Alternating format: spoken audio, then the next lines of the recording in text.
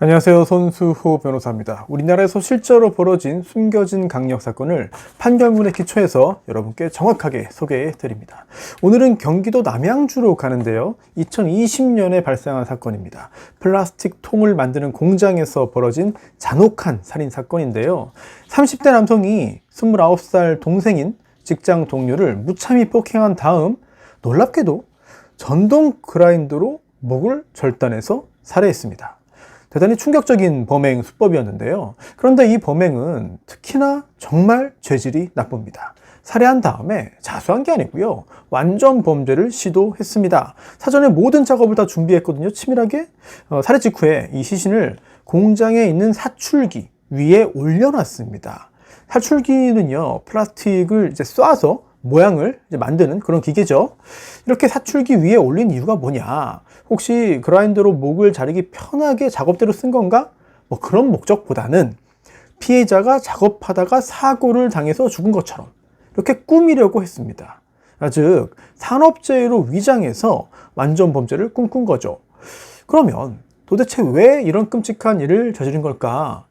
또 형량은 어떻게 나왔을까? 사건이 숨겨진 배경이나 이유가 있나? 특히나 전동 그라인더로 목을 잘라버린 이런 구체적인 이유는 뭘까? 자, 함께 판결문 속으로 가보겠습니다. 가장 먼저 살펴볼 건 이건데요. 이 사건의 배경, 그러니까 범행의 동기입니다. 바로 나를 무시한다는 자격지심이었습니다. 피고인은 캄보디아 국적의 외국인 노동자였어요. 2012년에 우리나라에 왔고요. 그리고 2017년부터 남양주에 있는 이 플라스틱 통 제작 공장에서 일했습니다. 한 3년 정도 일하다가 이런 일이 생긴 건데요. 사망 당시 29살이었던 피해자 역시 그 공장에서 함께 일하고 있던 캄보디아인이었습니다. 사건의 발단은 무시였어요. 피고인은 나보다 나이 어린 피해자가 형인 나를 계속 무시한다. 또 다른 동료들에게 나를 때리라고 시킨다. 이간질한다. 이렇게 생각을 했습니다. 결국 아주 깊은 감정의 골이 생겼는데요. 그러던 2020년 8월 8일 술자리에서 두 사람 사이에 말다툼이 벌어졌고 피고인은 더 이상 참지 못하고 감정이 폭발했습니다. 그리고 이 동생, 직장 동료를 살해하기로 마음먹습니다. 자, 그런데 지금까지 말씀드린 거는 이 피고인의 주장입니다.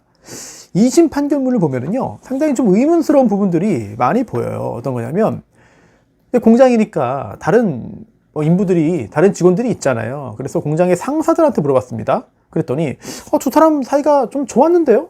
평소에 사이 나쁘지 않았는데요? 이런 말을 해요.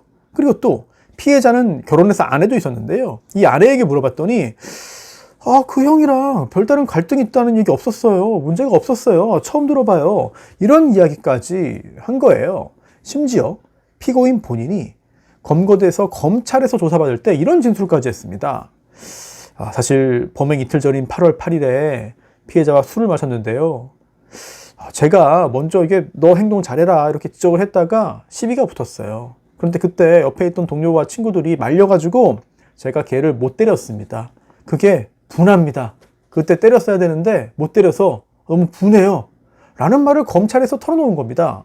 자, 이게 사실은 직접적인 살해 동기가 아니겠느냐. 항소심 재판부는 그렇게 봤습니다. 그 밖에 납득할 만한 어떤 이유가 없는 거예요. 즉 자격지심이 내가 무시를 진짜로 당해서가 아니라 오히려 행동 지적하다가 거기에 대해서 자기 시인의 지적이 제대로 먹히지 않자 분노해서 살해했다. 이렇게 보는 것이 더 맞지 않나 라는 생각이 드는데요. 자, 이제 살인이 벌어진 바로 그날 그 장소로 가겠습니다. 2020년 8월 10일 저녁 8시인데요. 이 공장에서 야간 작업이 있었어요. 근데 이 야간 작업을 한 사람이 누구냐? 바로 이 두 사람. 피해자와 가해자. 두 사람이었습니다. 두 사람이 짝을 이뤄서 야간 작업을 하는데 피고인은 미리 준비해 둔 게 있었습니다. 바로 쇠파이프. 살해 도구죠.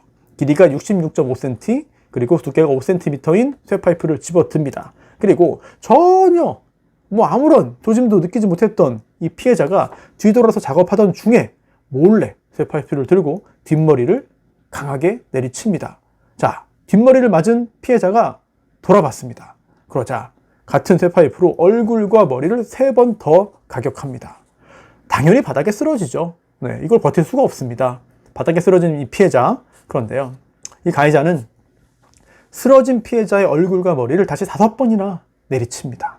이렇게 기습적으로 강한 공격을 당한 피해자, 당연히 정신을 잃었습니다. 그런데 여기에서 끔찍한 일이 벌어지는 거죠.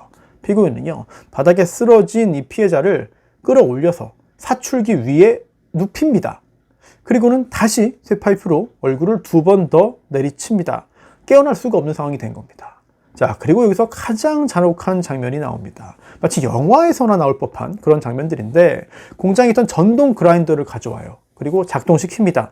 네, 요라는 소리를 내면서 전동 그라인더가 돌아가는 건데요. 그 다음 눕혀놓은 피해자의 목 부분에 대고 누릅니다. 목을 절단했습니다.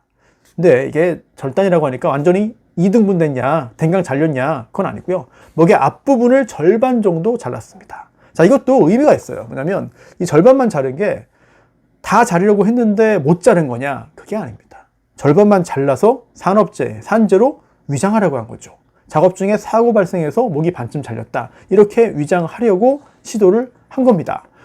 피해자는 당연히 머리 부분 그리고 목 부분 손상, 두경부 손상으로 사망했는데요. 시신의 상태가 처참했습니다. 이마에도 골절이 있고요. 관자놀이, 그리고 또 광대, 턱뼈 다 골절. 그리고 기도가 절단되고요. 오른쪽 목, 동맥과 정맥, 동정맥도 절단됩니다. 아니, 사람을 정신 잃게 한 다음에 눕혀놓고 전동 그라인더로 위에서 누르면서 목을 반쯤 잘랐는데 이거 어떻게 합니까? 어떻게 살아요, 이걸? 네, 말도 안 되죠. 그리고 6번 목뼈도 절단됐습니다. 무자비한 공격이었죠. 그런데 더 놀라운 사실은 고작 6분 내지 7분 사이에 이러한 공격이 다 끝난 거예요. 엄청나게 준비를 해서 엄청나게 신속하고 정확하게 계획했던 살해 행위를 마쳤습니다. 그리고 또 하나 주목할 부분이 있습니다. 바로 방어흔이 전혀 없었다는 건데요. 만약에 가해자, 피해자 이 두 사람 사이에 격투가 벌어졌다면, 싸움이 있었다면, 또는 어떠한 저항을 했다면 그러한 어떤 흔적이 피해자나 가해자의 몸 또는 의복 또는 주변에 뭐가 남을 거예요. 근데 전혀 남진 않았어요. 이런 방어흔조차 남기지 못할 정도로 일방적으로 기습적으로 당했고 결국 끔찍한 고통 속에 피해자는 죽고 말았습니다.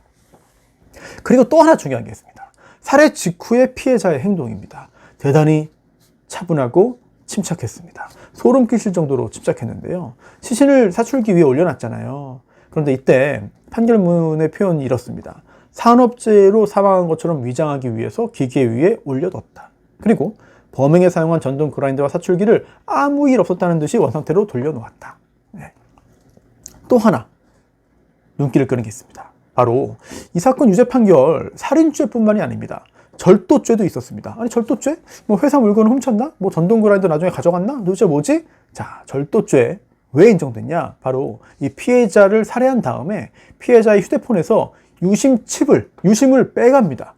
자, 이걸 뭐에 쓰려고 한 거냐? 혹시 이거를 뺀 다음에 어딘가에 갖다 버려서, 또는 어딘가에 먼 곳으로 갖다 두어서, 또는 누군가에게 주어서 계속 이동하게 만들어서 이거 뭔가 좀 혼란을 주려고 한 거냐?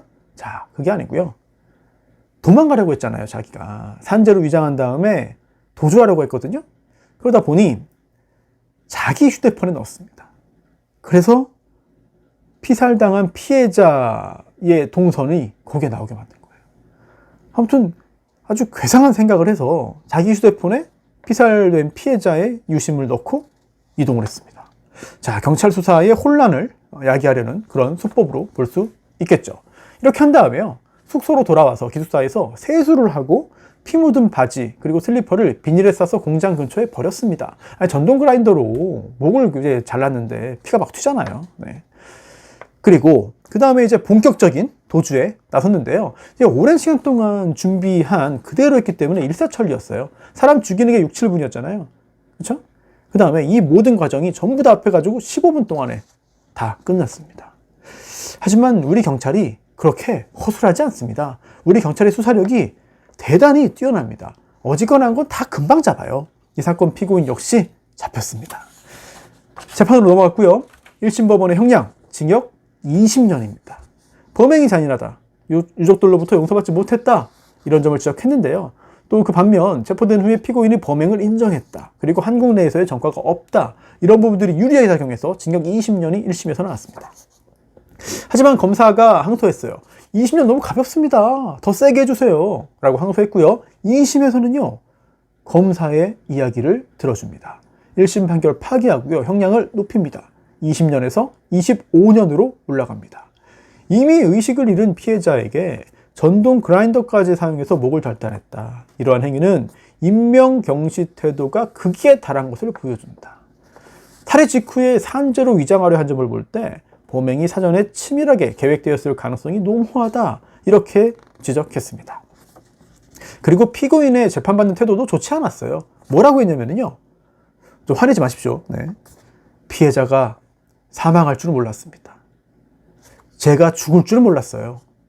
자, 그런데 아니 전동 그라인더로 목을 반을 잘랐는데 죽을 줄 몰랐다? 이게 말이 됩니까? 그리고 그 전에도 이미 이마도 골절돼, 광대도 골절돼, 턱뼈도 골절돼, 기도가 잘려, 오른쪽 동맥, 정맥 다 잘려, 목뼈까지 골절돼, 죽을 줄 몰랐다? 이게 상식적으로 말이 안 되죠. 전혀 이해가 되지 않는 그런 변명입니다. 오히려 형벌을 더 강하게 받게 만들었습니다.